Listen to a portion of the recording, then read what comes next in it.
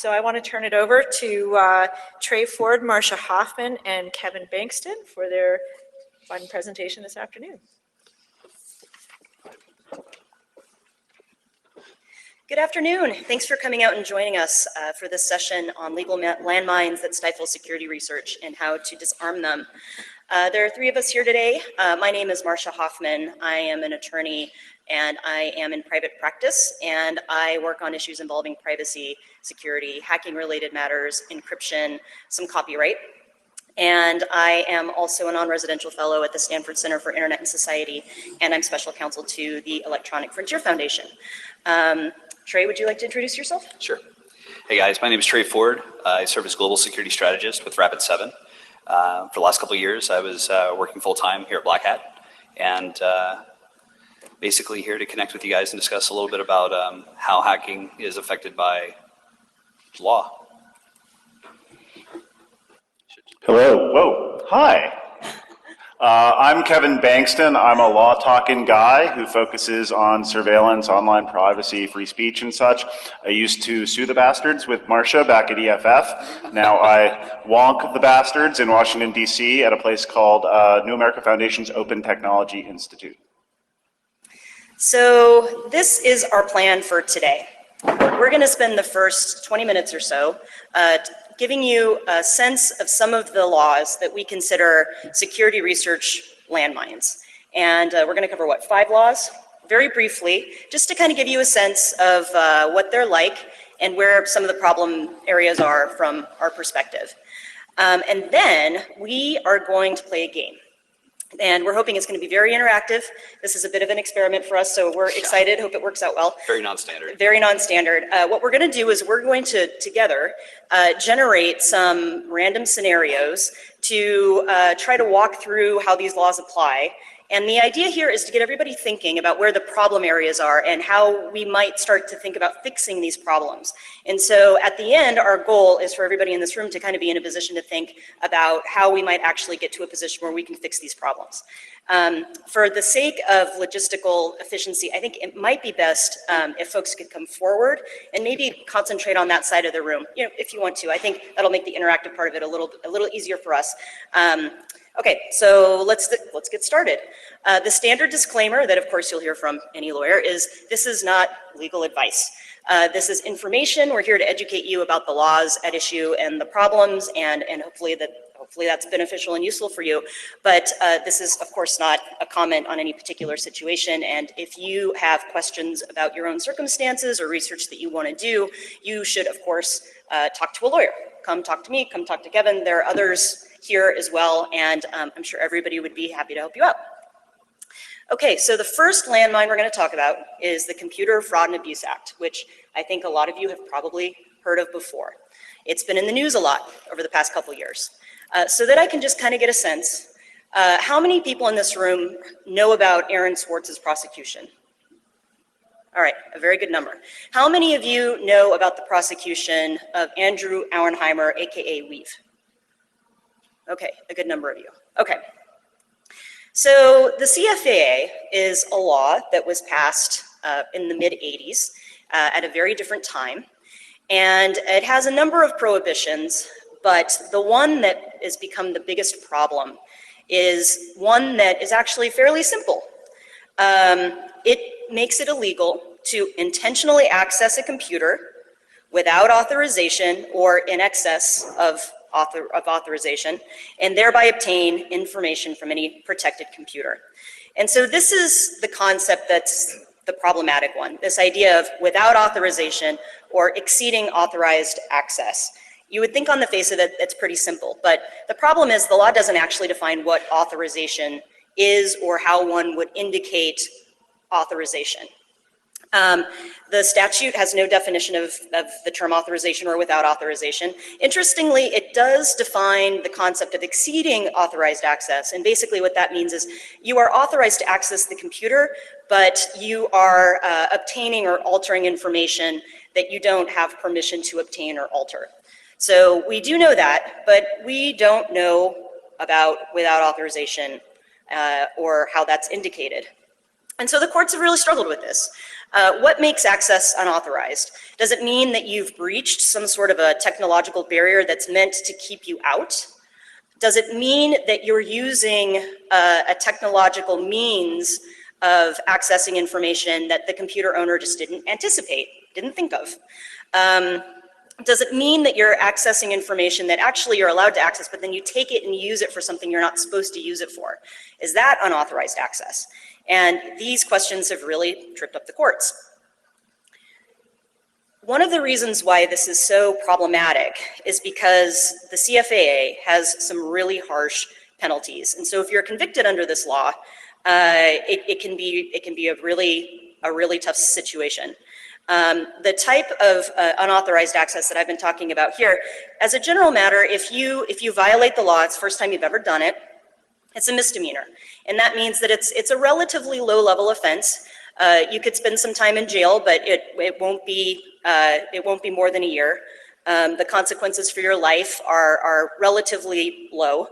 But there are circumstances when it can become a felony, and a felony is a much bigger deal. That's prison time in excess of a year, and there can be other consequences for your life, like you might have trouble getting a job after that, or you might not be allowed to vote in certain places. So that's a much bigger deal. Even a first-time violation of the unauthorized access provision can be a felony when you do it with intent to profit, when the information you obtain is worth more than $5,000, or the act is in furtherance of another illegal act, or it's a repeat offense. And it's worth mentioning in the prosecution against Aaron Swartz, he was not looking at a misdemeanor, but rather he was looking at felonies, and that's because the government argued that the academic articles that he was downloading using MIT's network were worth more than $5,000 in the aggregate. And in the case of Weave, while this would have been his first CFAA violation, he was also looking at a felony because the government was arguing that when his co-conspirator wrote a program that harvested a bunch of email address and ICC ID pairings from AT&T servers, and then we've passed that along to a reporter, that violated a New Jersey state privacy law. So that became a felony. So as you can see, it's a fairly easy thing for the government to make an argument that even a first-time offense is one that deserves some very harsh penalties. Another thing that's very important about the CFAA is that it's this weird statute where not only is it a criminal statute, which means you can go to prison if you violate it, but it's also a civil statute, which means that somebody can sue you for money damages if you violate this law.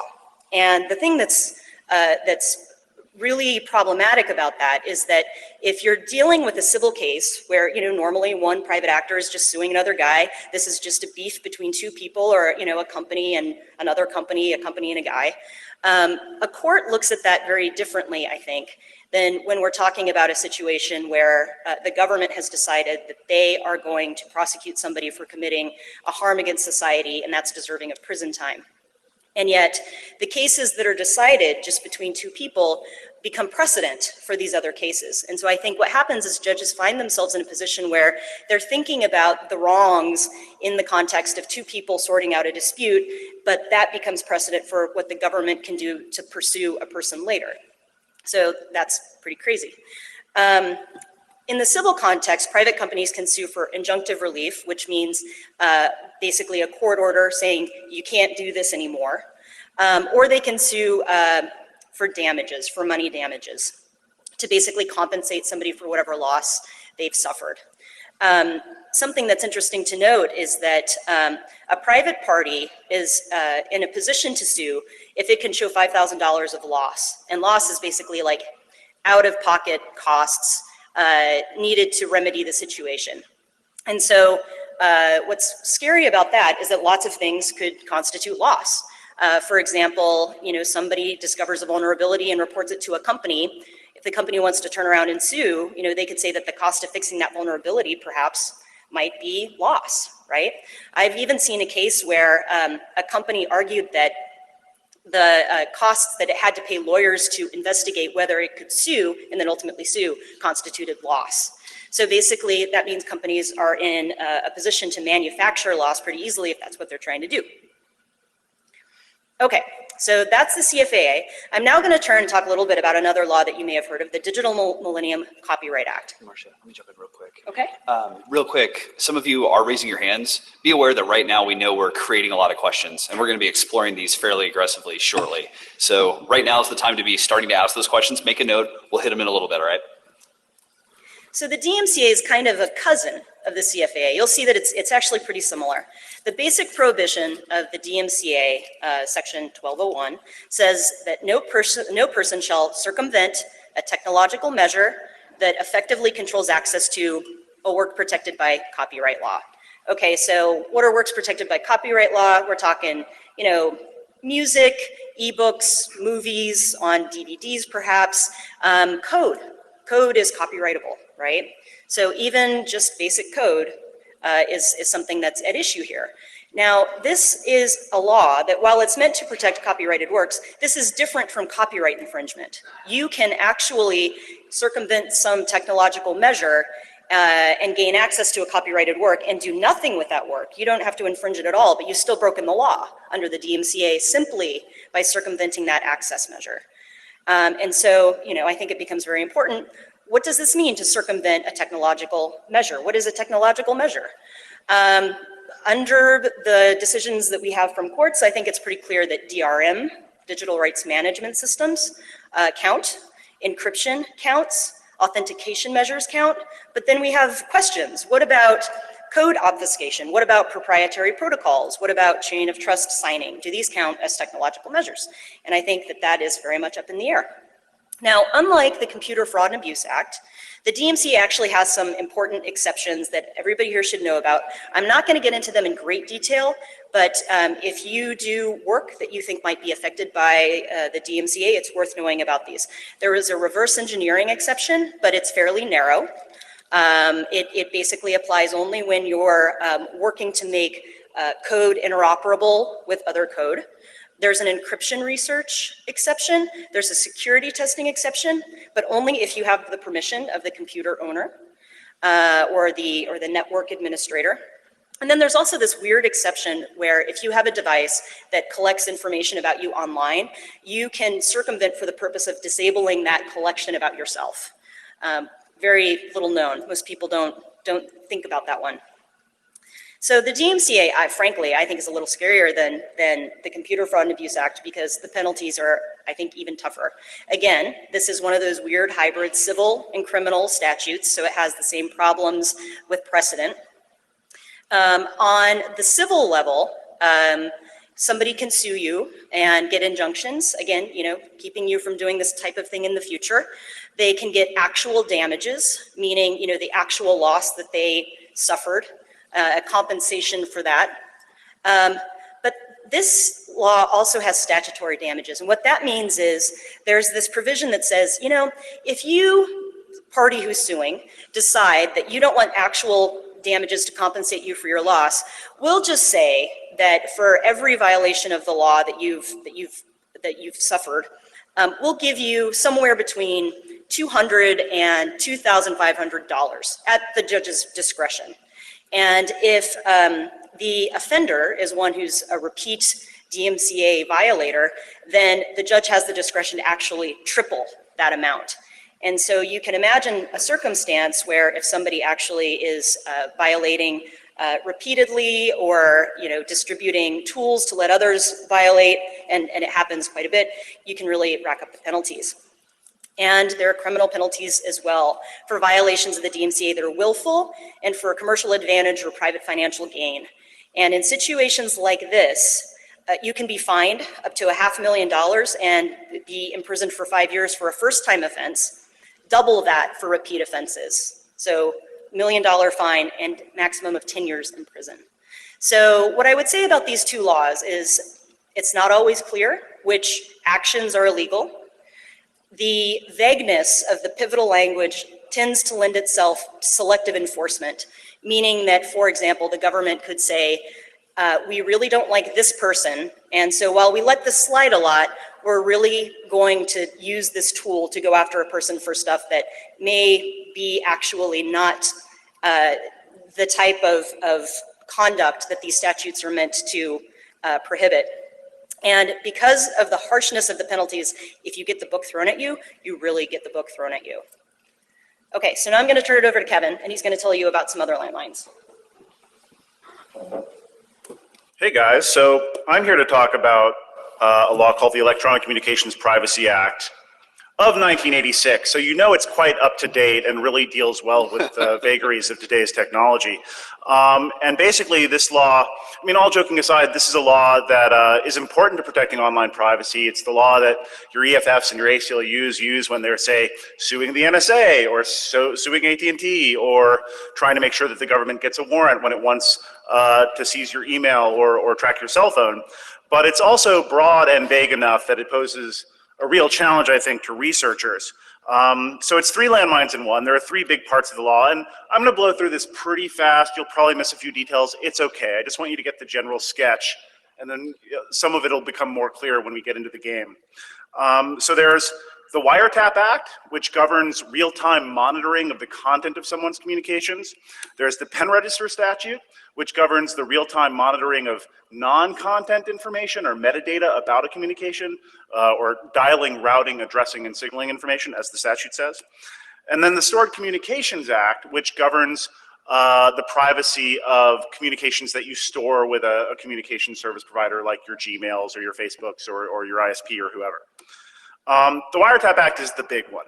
It prohibits interception of a communication, that's acquiring with a device the contents of a communication, either an electronic communication or a wire, meaning telephone communication. It also governs eavesdropping on oral conversations. If someone were to plant a bug in your house, that would violate the Wiretap Act. It also prohibits disclosing or using illegally intercepted contents. And it's a very, very serious statute. It is a felony to wiretap someone. You can get up to 5 years in prison or fines or both. And like the statutes that Marcia was talking about, you can also just get sued for it as opposed to being prosecuted for it. It is a civil as well as a criminal statute. And you can get sued not just for actual damages, but also statutory damages. That is, damages that the plaintiff will get just automatically if they can establish you wiretapped. And they're really high. It's $100 a day per person or 10 grand per person, whichever is greater. So I say holy statutory damages, Batman, and I say that for a specific reason. If you've seen Dark Knight, where Batman opened the mics on every cell phone in Gotham City to try and catch the Joker, you know, if you assume Gotham is about the size of New York and you assume that a vast, number of those phones were in private spaces when that happened, we're looking at tens or hundreds of billions of dollars of statutory damages if Bruce Wayne got caught, a tab that maybe even he could not pay off. In the digital age, this isn't just attaching alligator clips to a phone line. You're doing stuff that could implicate the privacy of hundreds or hundreds of thousands of people. As Google learned recently, in a case that did not go its way, you are probably familiar of the Google Wi-Fi sniffing case where they were using their Street View trucks, vans, to map wireless access points for their mapping services. But in the process, and they say accidentally, actually ended up capturing a lot of unencrypted Wi-Fi traffic and storing that. And so there was a class action suit against them, Joff v. Google in the Ninth Circuit, which is basically the West Coast. And I'm not going to go into the details. It's a very confusing area of law, but there is an exception to the Wiretap Act that says if you're wiretapping something that's a communication that's readily accessible to the general public, that's okay. And in the case of radio communications, something is considered readily accessible to the general public if it's not encrypted or scrambled. So Google said, hey, we were just intercepting unencrypted radio signal. That's readily accessible to the general public. The Ninth Circuit disagreed and said, actually, no, Wi-Fi isn't radio as Congress intended that term to be meant in 1986. And therefore, you just need to go by, is it readily accessible to the general public under the plain meaning of those words? And we think that, grabbing radio signal with software that I could Google for right now and install on my laptop and immediately start running somehow is not generally accessible, readily accessible to the general public. So I say WTF to that. For a more in-depth examination of that question, actually, you can Google for the video of me debating Matt Blaze, moderated by Jennifer Granick at DEF CON 2 years ago. It's a really interesting issue, but the upshot is, all you guys who were running Wireshark at 13, like, you probably committed a felony under this law. And you can see cert denied at the end of the case. What does that mean? That means Google tried to get the Supreme Court to review the case, and the Supreme Court said no. So this is about as close as you can get to very good law, short of a Supreme Court ruling saying this is correct. There are some key exceptions to the law. First off, consent. If you get consent from one of the parties to the communication, then it's okay to intercept the communication. Note, some states have an all-party consent rule for their state wiretapping statute.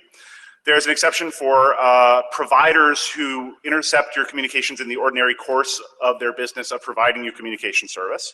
Similarly, there's a provider exception for them to intercept your communications as necessary to provide the service or protect their rights and property. This originated with the phone companies doing various intercepts to try and combat fraud. And so unconsented debugging of your network, or spam or virus or attack filtering on your own network, even without consent, is probably okay under this provider exception. Beyond that, And then of course there's this readily accessible to the general public exception. You heard how that went for Google. In fact, Google had a pretty bad 2013 because there was also another really big wiretap case against Google in regard to Gmail. Google scans the content of your Gmail so that they can better target ads at you based on the content of your email. There was a class action against Google saying, hey, we think that's an interception of the content of our emails. And there was a decision by the Northern District of California, not as high as an appellate court, but an important district. All the tech companies are there. And the court actually, and Google argued, this is in the ordinary course of our offering this Gmail service, which we've made clear is subsidized by the fact we target ads at you. And this is just the way the service works. So it's ordinary course of business. And by the way, also, we have consent. We have implied consent from the users because we've explained in our materials that this is happening, and yet they still use the service. But the court said no. We think the ordinary course of business exception is really narrow and only applies to interceptions that are instrumental to the transmission of the communication. And also held that the terms of service were not clear enough in saying that, yes, Gmail scans your email content for targeting ads, and therefore there wasn't implied consent. So one of the lessons here is ideally express consent, someone like clicking a banner saying, yes, I know I'm going to get intercepted. But at the very least, if you're relying on implied consent, make sure your statements of what you're doing are really, really clear. Next up, we have the pen register statute, which is sort of like the wiretap statute, but for non-content metadata. If you're wondering why these words, pen registers are from the phone era, and they are devices that collect the numbers that you are dialing. And a trap and trace collects the numbers that are dialing you. But the Congress expanded this very phone era statute to the internet with the Patriot Act in 2001. Thank you, Osama bin Laden, for that. So the pen register statute is different from the Wiretap Act in a few ways. First off, there is no general consent exception. There is a consent exception that applies for providers. So if the provider gets your consent to run a pen register or trap and trace, that's okay, but there's no general consent exception. So for example, running your own caller ID, as opposed to a caller ID service that is provided by the provider, could actually be not a felony, but a federal crime. So too could tracking someone's cell phone by putting up antennas and trying to locate them. This is based on the DOJ's own surveillance manual, where they say, we think that tracking a cell phone implicates this statute, and therefore we need to get a court order for that location tracking. Luckily for you, if you're doing anything that implicates this statute, it is only a misdemeanor statute. There is no felony pen register violation, and there's no civil cause of action, so no one can sue you for violating it. So it's relatively low risk, but it's still a risk. And it can be used to enhance other penalties. Marcia was talking about the CFAA, where if what you were doing was to further another illegal purpose, that could enhance the felony. If your CFAA violation also enabled a pen register violation, then you could get a felony enhancement. Third and finally is the Stored Communications Act. It's a lot like the CFAA. It prohibits unauthorized access to computer systems, but in particular, it prohibits unauthorized access to your communications when they're stored in electronic storage with a communications provider. Like the pen register statute, it is a misdemeanor, except, like under the CFAA, that misdemeanor can turn into a felony if it's a repeat offense, if you're doing it for commercial advantage or private commercial gain, if you're doing it to maliciously destroy someone's files, or to further any other illegal act. And again, like several of the other statutes, it also carries civil penalties. Someone can sue you if you break into their email. And again, there are statutory damages, not just, you could get actual damages, but in no case shall a person be who is entitled to recover get less than $1,000. So if you do something that implicates the email privacy of 100 people, then we're talking about $100,000 automatically, regardless of whether you actually cause damage. So ECPA, it's a serious deal, like CFAA, but at least probably if you violate this statute, you can't be double charged for it under CFAA, thanks to the work of folks like Marcia in a case called US v. Gioni, where they actually tried to say, oh, someone broke into email? Well, that violates CFAA misdemeanor and Stored Communications Act misdemeanor. Combine those to make a felony.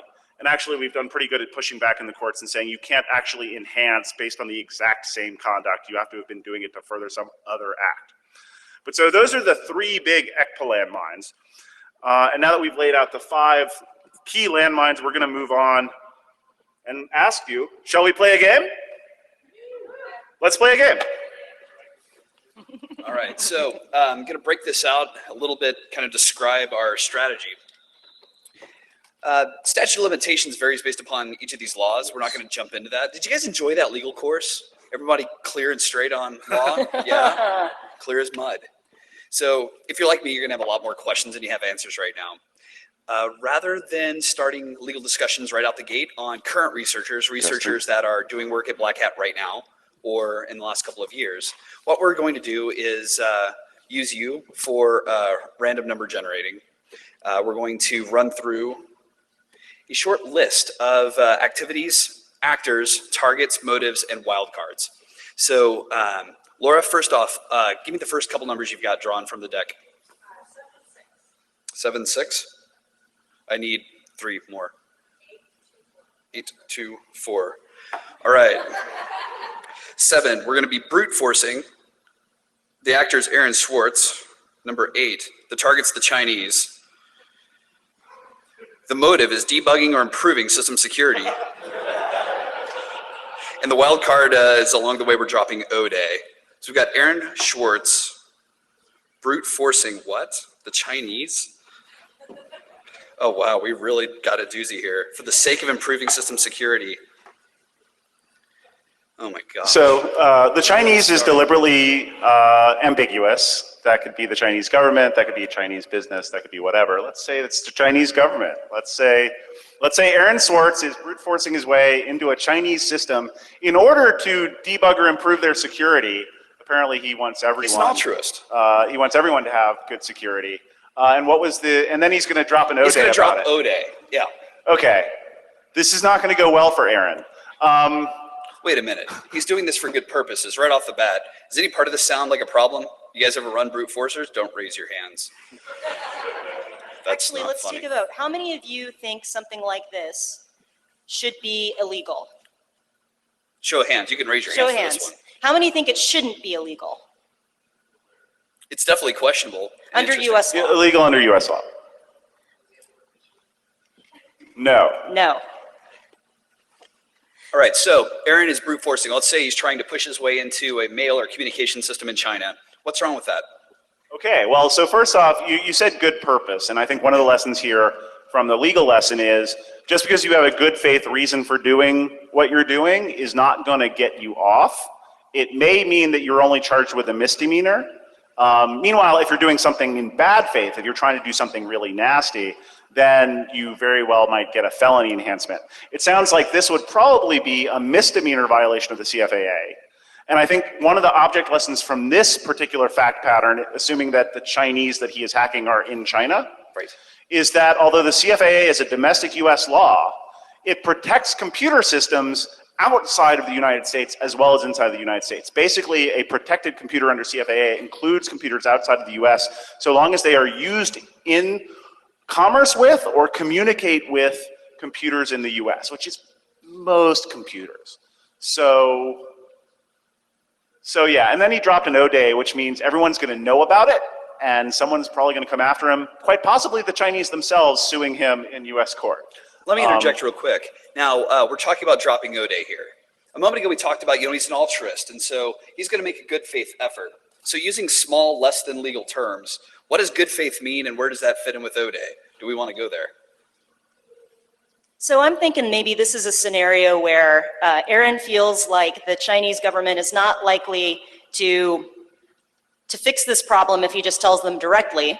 So he feels like he needs to air this information publicly to put pressure on them to fix it, right? Which is something that we see sometimes. And, from my perspective, I think that full disclosure, it certainly ups the ante, not necessarily from a strictly legal perspective, because if this is unauthorized access or what have you, that has already happened. That ship has sailed by the time he's doing full disclosure. So if he has committed a violation of the law, that has happened, right? But I think full disclosure is something that comes into play and really can up the ante when somebody is deciding whether they want to pursue it, whether they want to file suit or whether the government might say they want to come after it. Because I think that there is an argument there that perhaps he didn't have the best interests of people in mind, and his actions were more harm than good. You have a real quick question. Go.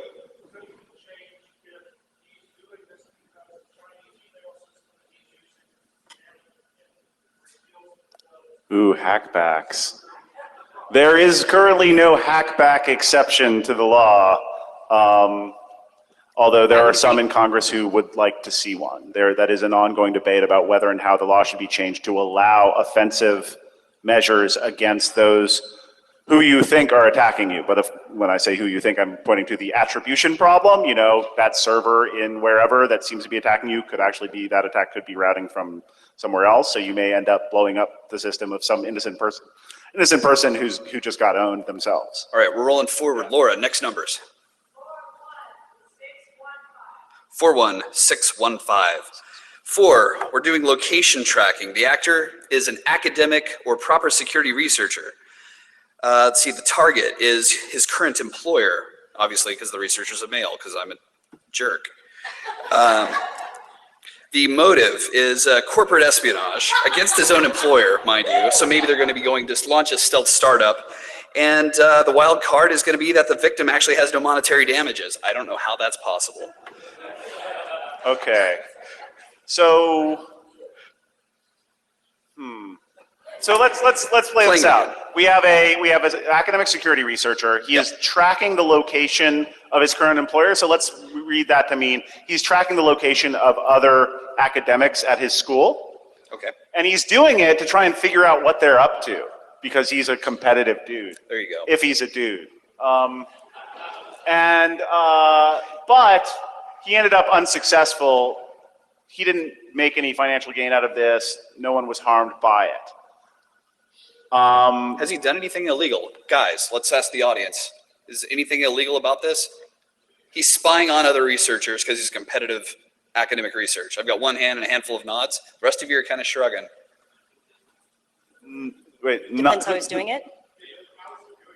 Well, let's say he put up a few different antennas around the school that pretend to be cell. They look like Wi-Fi access points and a number of other things. But I'm sort of basically he's doing it the same way that a variety of commercial actors are tracking when you walk into Phil's Coffee. Ooh.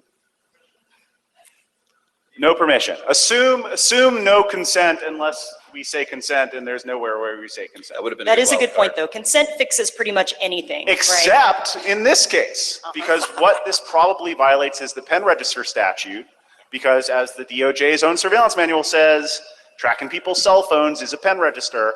And yet the only consent exception in the pen register statute, as I pointed out earlier, weirdly, is a consent exception for providers. So if the phone provider were tracking your location with your consent, that would be okay, but he can't actually get effective consent even if he wanted to. And so the thing is, though, this is a misdemeanor and no civil cause of action, so even if he were found out, which he might not, The only legal risk would be that a prosecutor comes after him for a misdemeanor, and most federal prosecutors are not going to go after someone for just a misdemeanor. However, if there were something else they could charge him with that was related to this, they might tack it on to that and maybe get a felony enhancement from it. All right, let me flip the scenario before we go random. I don't want to call out the Tor research specifically that was submitted and pulled, but let's say this researcher was testing stuff on Tor.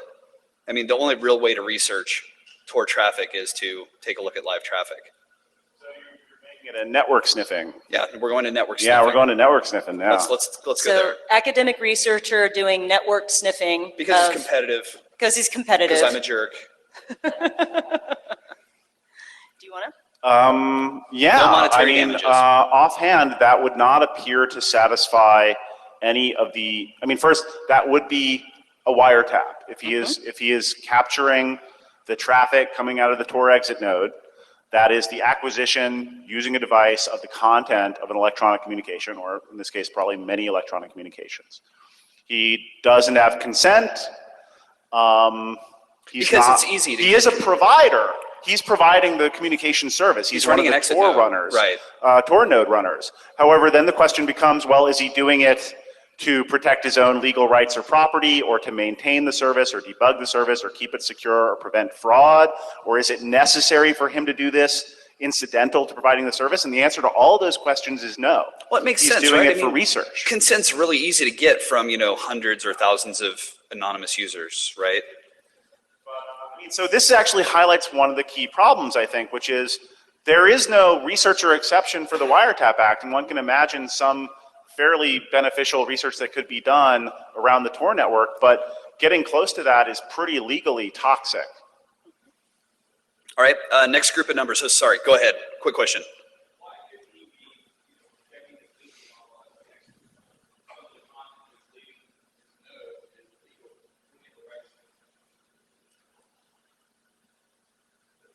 Did you catch that? I think I caught it. The question was, well,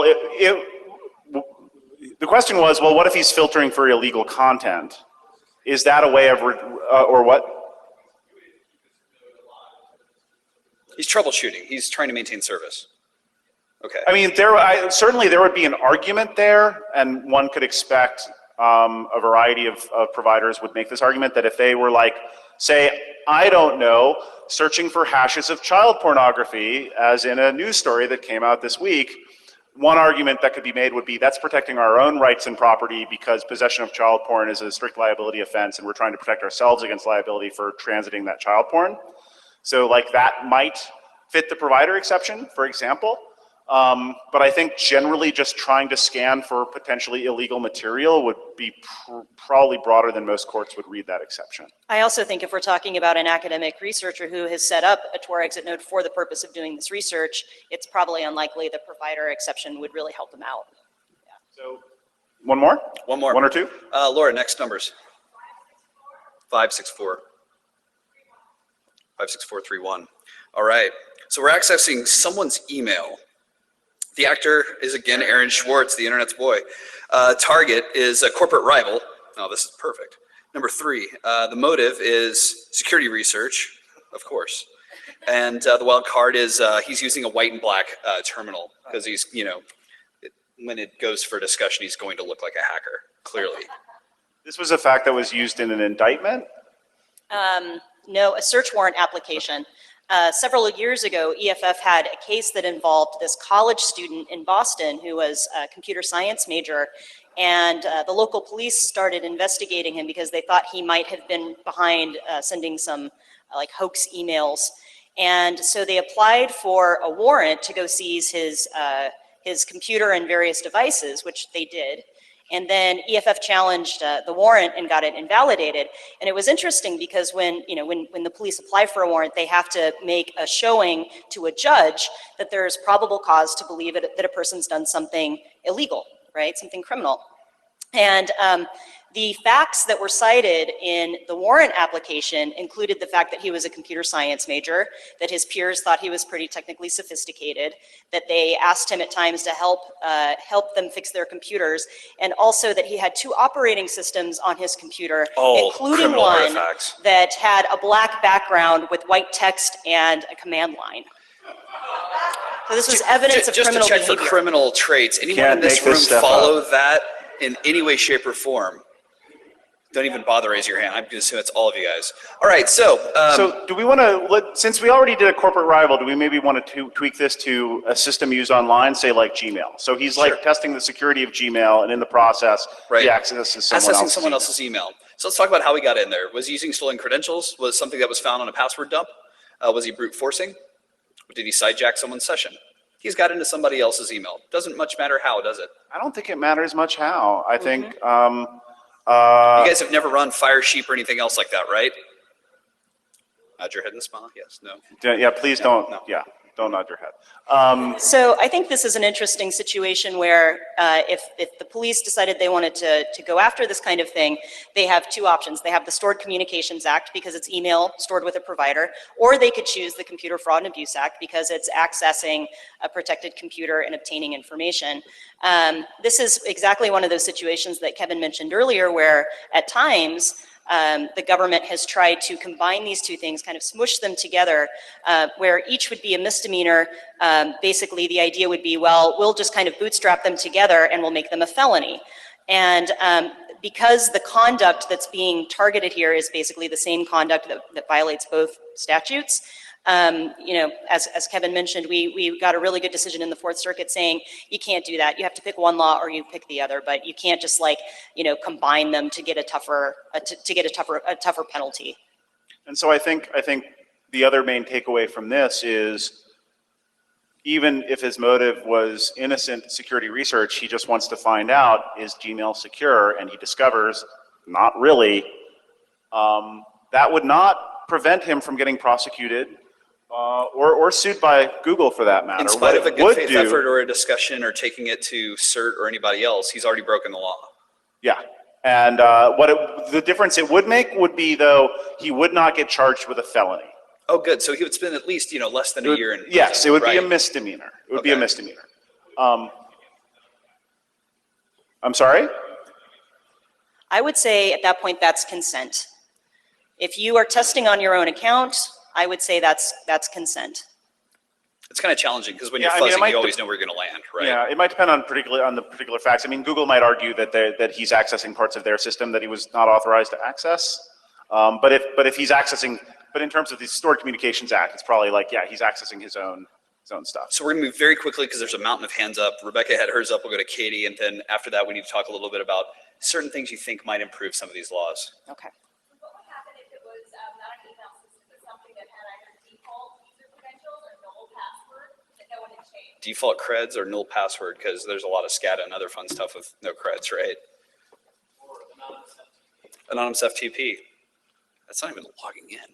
Well, my sense is that if we're talking about a default password that hasn't been changed, that's basically like guessing a password, right? And if you guessed somebody else's password, I think that would be a violation of the law. And so, I think the circumstances are slightly different, but I think probably a court would tend to treat it like you're guessing someone else's password. Do you agree, Kev? Yeah. Yeah. Katie, did you have one as well? So you guys are talking about the hypothetical, but you're using Google, which is a real company, as an example. And one of the examples that came up was, what if they access their own email? Well, if they access a test account, that is actually within the bounds of Google's published bounty program rules.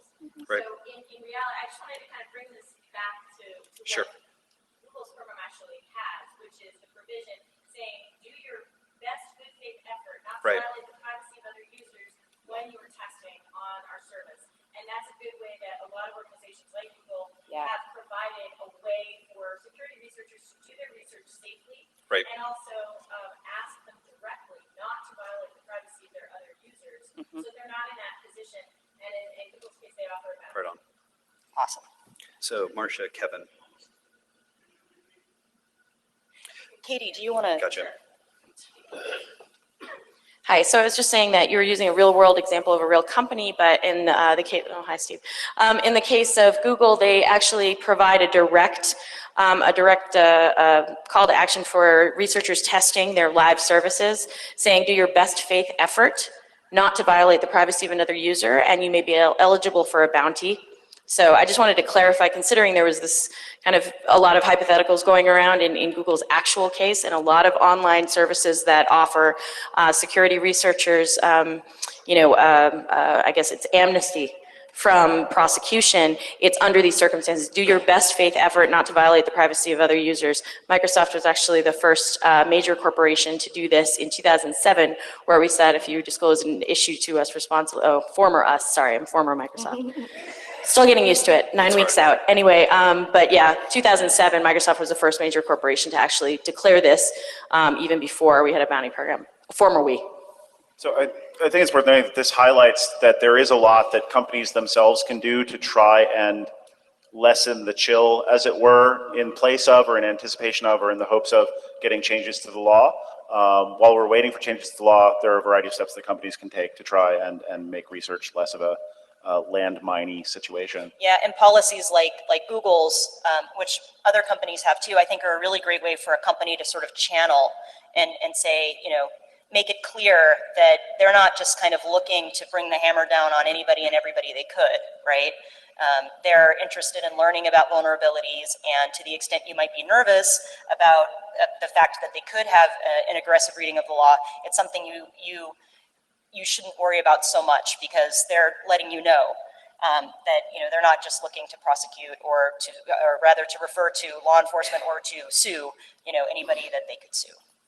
So with 4 minutes remaining, what kind of thoughts do you guys have on the type of axes or variables that could be introduced to current legislation as it stands that would create a new layer of safety to help facilitate conversations about vulnerabilities, about research?